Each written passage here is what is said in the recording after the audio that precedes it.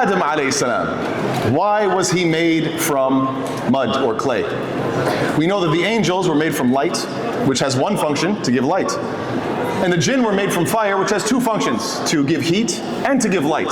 But it seems that clay or mud has many functions. What are some of the functions and what are some of the reasons? The first one, wallahu alam, is because Allah Ta'ala makes him a khalifa on this earth. And so therefore, it makes sense that he's going to be related to the substance of this earth. And furthermore, because you are of this earth, you are going to go back to this earth. And it's a reminder to you that this is how your body will break down and you will eventually enter back into the earth. It's a reminder of how short life is and how real death is. That's point number one. Point number two is what? To make us humble regarding our bodies and material things in general. In fact, the only thing that we should take pride in is the soul that we work on, the soul that Allah subhanahu wa ta'ala has blown into our bodies. That's the only part of us that is from above. Everything else is from what?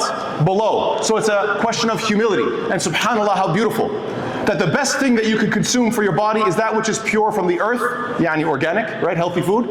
And the best thing for your soul is that which is pure from the skies above, and that is what? Revelation. Inshallah ta'ala this Ramadan, I hope you have a steady diet of healthy organic food and memorizing and reading of the Quran, bi'idhnillah, jazakallah khair. Next, what? Next we have the fact that, subhanAllah, how beautiful is it that you are closest to your Lord. When you humble yourself and make sajda and you putting your face on the floor, right onto the earth, right onto the ground, being physically humbled back to the earth while simultaneously being spiritually elevated and saying what? Subhana Rabbi al-A'la, my Lord is the most high. So clearly there's some very powerful imagery going on here. Now, what's fascinating is that clay requires work. Allah Ta'ala says, خَلَقَ الْإِنسَانَ مِنْ صَلْصَالٍ كَالْفَخَارِ وَخَلَقَ الْجَانَّ مِنْ مَارِجٍ مِنْ نَارٍ. Putting these two together, mentioning that Allah created us from clay like pottery, fakhar, very important term, and that He created jinn from smokeless fire. Why is this important? Because salsal means the surface of the desert after it had rained, and then the sun dried this dirt up to make it cracked and brittle, like at-tin al-yabis, dry clay. Why is this important to note? Because clay soil makes gardening very difficult. It's slippery when it's wet, and it bakes solid when dry. So one implication of this ayah is, unfortunately, the human being is quite what?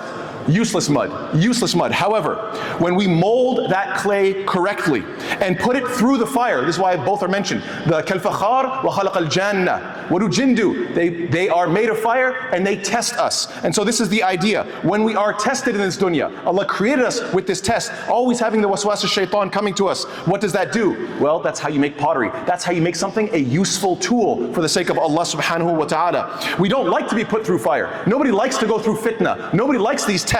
But the fact of the matter is, you go through the temptations of shaitan, you go through this fire. Why? To improve, so that you go through the experiences that you needed to be molded to make you into a useful tool for the deen of Allah subhanahu wa ta'ala. This is some imagery as well. Thirdly, the reason why Iblis, la'natullah, the reason why he would not bow is because he thought himself better than Adam alayhi salam. And we have to give, as they say, the devil his due. What reasons? What reasons would he think of himself as better? Fire is bright and earth is dark. So fire is bright, earth is dark. Fire is light, like the soul, whereas clay is heavy, like the body. Fire rises to the heavens, clay falls down. Fire is warm, which correlates to life, and clay is cold, which correlates to death. Fire is active, whereas earth is passive. It is acted upon. You walk on top of the earth, you dig up the earth, you plant things in the earth. It is passive. However, so all these things makes him arrogant and thinks he's better. However, there's another way to look at things. You have to flip it. At the end of the day, earth is safe. Fire is dangerous. Fire expands rapidly and consumes quickly, and it is unstable. Clay absorbs. Clay and earth is stable. It is grounded, without, no pun intended. The earth can, interestingly enough, the earth can put fire out, but fire cannot light the earth on fire, subhanAllah. So who wins at the end of the day? And perhaps the most important is what? The imagery with regards to trees. Why? Because the earth takes a seed and gives a whole tree, whereas fire takes a tree and gives ash. You see the difference? This is a very important reminder because, subhanAllah, Allah subhanahu wa ta'ala tells us something very interesting about trees. كَلِمَةً طَيِّبَةً كَشَجَرَةٍ طَيِّبَةٍ كَلِمَةٍ خَبِيثَةٍ كَشَجَرَةٍ خَبِيثَةٍ. A good word is like a good tree. A bad word is like a bad tree. So we have very important imagery here. Just as we have to be careful with shaitan, we also have to be careful with what?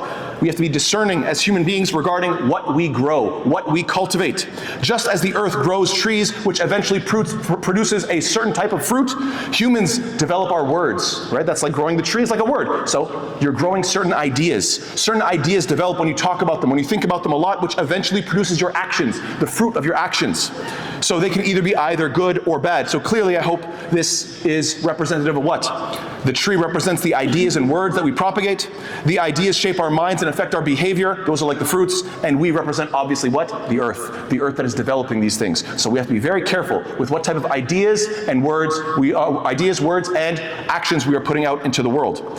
Fourth point is what? Mud can be of different colors. We know the hadith, إِنَّ اللَّهَ خَلَقَ آدَمَ مِنْ قَبَّةٍ قَبَضَهَا مِنْ جَمِيعِ الْأَرْضِ. That the Prophet ﷺ tells us in an authentic hadith that Allah Ta'ala took mud from all of the different parts of the earth. Why? Because human beings are of different colors. As Allah says, وَمِنْ آيَاتِهِ خَلْقُ السَّمَاوَاتِ وَالْأَرْضِ وَاخْتِلَافُ أَلْسِنَتِكُمْ وَأَلْوَانِكُمْ. And it is from His signs that He is the creation of the heavens and the earth, and the diversity of your languages and your colors. So another reason why Allah Ta'ala made us from this clay is because it has such diversity of colors and textures and has so much diversity in it, just like human beings. Point number 5, mud is malleable.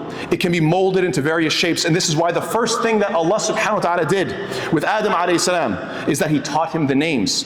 It was because He was showing everyone, all the angels, what? The human being is teachable. The human being is malleable. He can learn. It is our job to keep that nature, to remain teachable, unlike Iblis, who was arrogant and unwilling to humble himself and learn something new. Unwilling.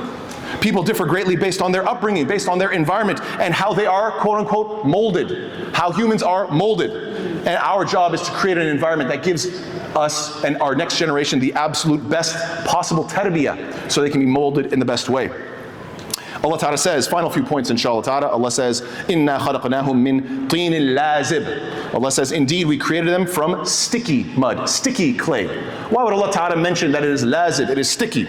Wallahu ta'ala a'lam, you take a look at the context. This is in Surah Safat, the ayats prior to it. We're talking about the angels protecting the truth and the shayateen trying to distort and destroy the truth. And then after that, Allah says, and you human beings, you are sticky mud. You are sticky clay, you're lazib. Why? Describing and reminding us that our nature is to stick or to adhere to. Like, an adhesive, we adhere to what we are close to. And therefore, we have to be very cautious of who we hang around. As the Prophet says, Al-mar'u ala dini khalilih, that a human being is upon the deen of the one who he's close to. You're going to stick to that person. And therefore, you're going to end up like what? Angels or demons? Which side do you pick? And the idea is, either you are an opponent to the truth or a defender of the truth. Do not be lukewarm. Do not be apathetic. Do not be tepid. Why? You have to pick a team. You have to stick to a team. That's what you're made of. You're made of sticky mud. Subhanallah. Subhanallah. Last few points, inshallah. I think this is very powerful. Please pay attention. When you see a patch of dirt, let's say in your backyard, you see so much potential. You know that you can grow all kinds of beautiful things there. You have all kinds of potential when you see this patch of dirt. And you assume that the dirt goes nice and deep, and the roots can grow deep and benefit so much. So you're not expecting a thin layer of dirt and then a whole lot of rocks underneath. One big hard rock underneath. Why? Because if you find out that there's a rock inside, then you're immediately going to become disappointed. Why? Because when there's no depth, then there's no room for growth. I hope this is clear. So what is the idea here? Similarly, the hypocrite. The hypocrite is the one who imitates the believer. He looks like a beautiful patch of ground. He looks like someone who has depth. He looks like somebody who you could plant things in and they're going to grow and they're going to grow roots. But subhanAllah, the hypocrite is the one who instead you scratch the surface and you very quickly find that what is on the inside is a heart that is like a rock. This is exactly why Allah subhanahu wa ta'ala tells us what? ثُمَّ قَسَتْ قُلُوبُكُمْ مِنْ بَعْدِ ذَلِكَ فَهِيَ كَالْحِجَارَةِ أَوْ أَشَدُّ قَسْوَةً. Then your hearts became hardened. After that, being like stones or even harder. So we are like the earth. Why? Because either we can grow something beautiful, or it could be the case that our heart, like that which is inside of us, inside of the earth, is what? Nothing but a rock that will never grow any goodness. May Allah Ta'ala protect us. May Allah SWT make us of those who are fertile ground, who are going to grow the best of words and the best of deeds. Kalimatin tayyibatin, inshallah, good words that will produce good fruits after that. And instead, may Allah protect us from being rocks on the inside and having hard hearts. And so, If anybody has anything better than that, please do come up to me after Salat al-Taraweeh and let me know what you guys came up with, inshallah ta'ala. Anybody has any questions about crypto or mortgages or nail polish, please ask Sheikh Qiyam, inshallah, he'll do a wonderful job with that. And the final point is, he's joking. So anyway, the final point is what? What's tomorrow? What's tomorrow? Tomorrow, inshallah ta'ala, is the question.